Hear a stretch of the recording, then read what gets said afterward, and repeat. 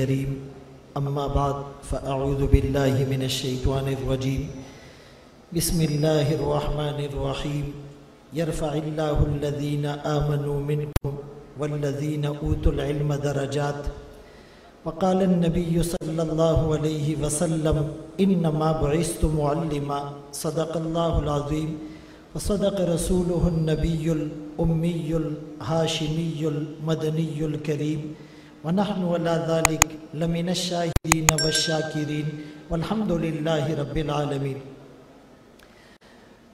کبھی درد کی تمنا، کبھی کوشش مداوا، کبھی بجلیوں کی خواہش، کبھی فکر آشیانہ، اسی کشمکش میں گزری میری زندگی کی راتیں، کبھی ساز و سوز رومی، کبھی پیچ و تاب رازی۔ انتہائی قابل صد تکریم و تعظیم علماء کرام، عزیز طلبہ، بزرگوں، بھائیوں، دوستوں، اس وقت بھولی بھٹکی انسانیت کو صراط مستقیم پر گامزن کرنے اور منتشر امت کو وحدت کی لڑی میں پیرونے کے بہت سے ذرائع ہیں، جس میں دعوت و تبلیغ بھی ہیں، خانقاہی نظام بھی ہیں، اصلاح امت کے دیگر سلسلے ہیں، لیکن جو سب سے مؤثر ہیں اور سب سے بنیادی ذریعہ ہے وہ مدارس دینیہ کا کہف اور غار ہے۔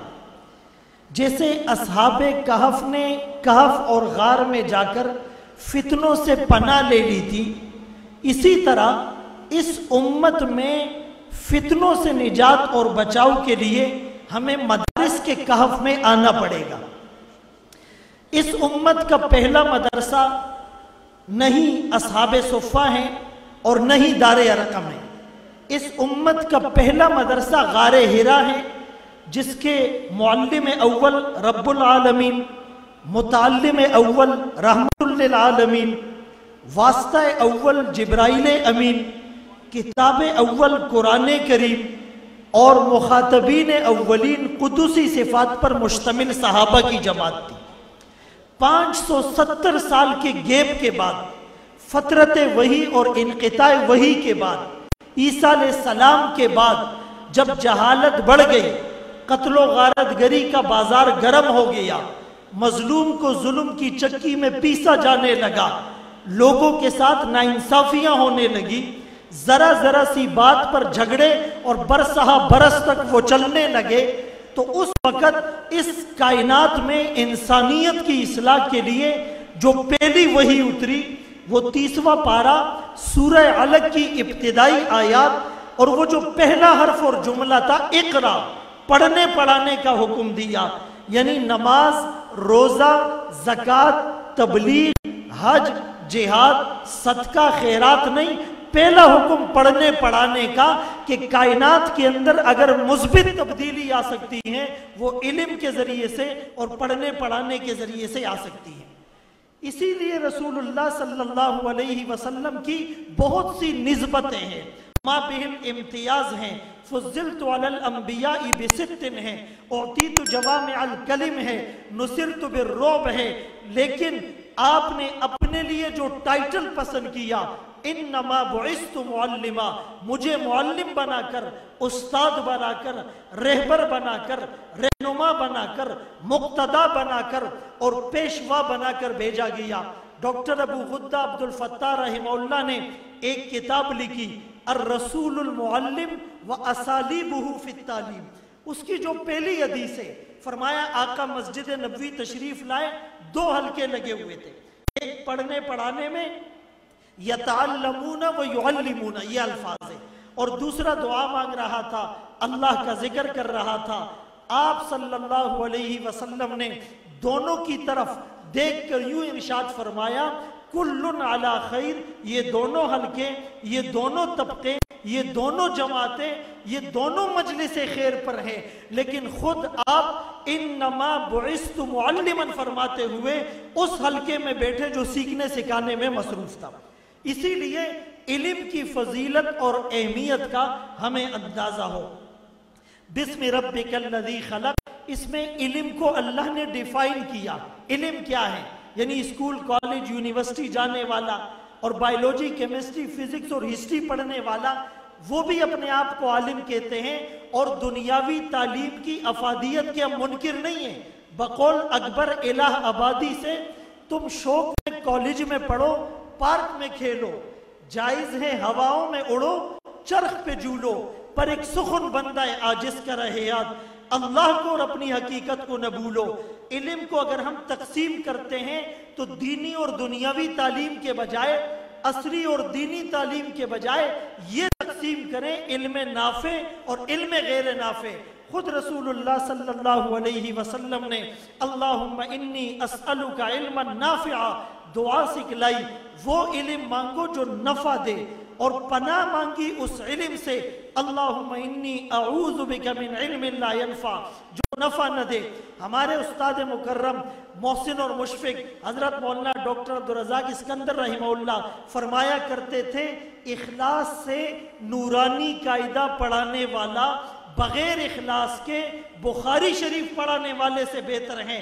کچھ لوگ اسکول، کالجز، یونیورسٹیز، بزنس میں بیٹھ کر بھی اللہ کو راضی کر پائے، اور ہم مسجد اور مدارس میں بیٹھ کر بھی اگر اللہ سے تعلق نہیں بنا سکے، تہجد کا اہتمام نہیں کر سکے، تکبیر اولیٰ کی نماز ہمیں نہیں ملی، خشوع اور خضوع حاصل نہیں ہوا، دل کی تار اللہ سے نہیں جڑی، آنسوؤں کی بارش سے دل کی زمین کو سیراب نہ کر سکے، ہمارے کردار، گفتار، صورت، سیرت، عادات، اطوار، تہذیب، تمدن، ثقافت، کلچر، اوڑھنا بچھوڑنا، معاشرت، معیشت، دن رات، صبح شام، خلوت جلوت، انفرادی اجتماعی، شادی بیاہ میں اگر پوری زندگی میں سنت کا عکس اور جھلک نظر نہیں آئی تو یہ ہمارے لیے افسوس کی بات ہے۔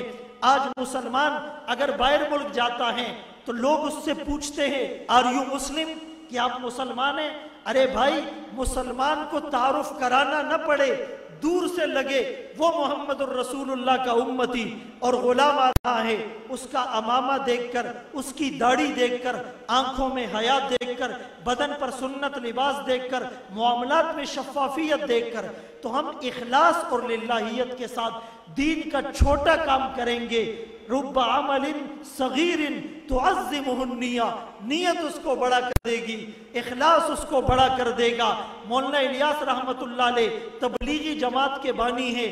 بستی نظام الدین میں ایک آدمی نے اپنی طلب اور تڑپ کے ساتھ ایک کام کا آغاز کیا۔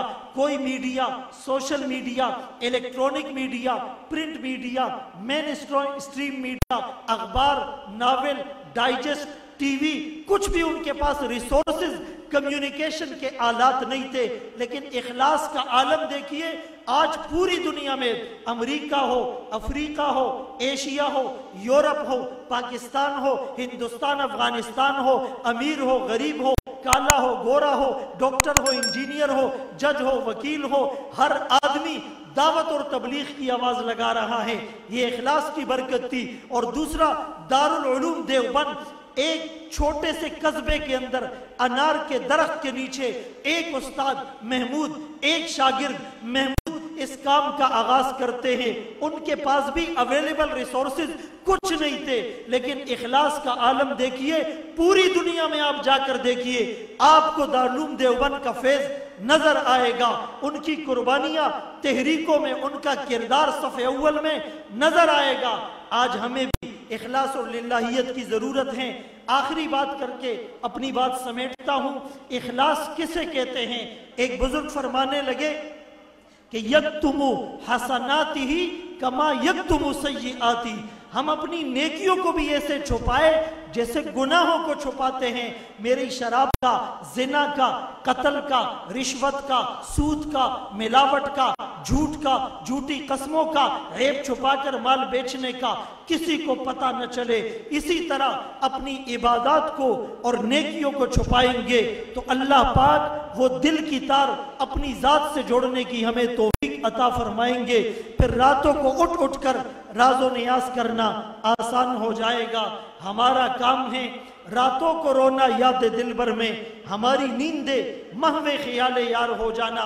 ہمارے دوست حافظ ابو بکر مدنی صاحب بہت اخلاص اور للہیت کی بنیاد پر اس ادارے کو چلا رہے ہیں، اور آج اس کے ثمرات ہم اپنی آنکھوں سے اور اس درخت کو شجر سایہ بنتے ہوئے اپنی آنکھوں سے دیکھ رہے ہیں، آتی ہی رہے گی تیرے انفاس کی خوشبو، گلشن تیری یادوں کا مہکتا ہی رہے گا، ہے جس کے دم سے محفل میں رونق ساقی، وہ اپنی ذات میں کتنا اداس بیٹا ہے۔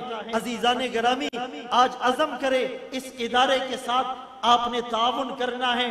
دیکھیں، روڈ بنانے والے اور ہاسپٹل بنانے والے اور اسکول کالجز یونیورسٹیز بنانے والے اور راشن تقسیم کرنے والے بھی ہمارے آپ کے محسن ہو سکتے ہیں، لیکن سب سے بڑے محسن علماء کرام ہیں۔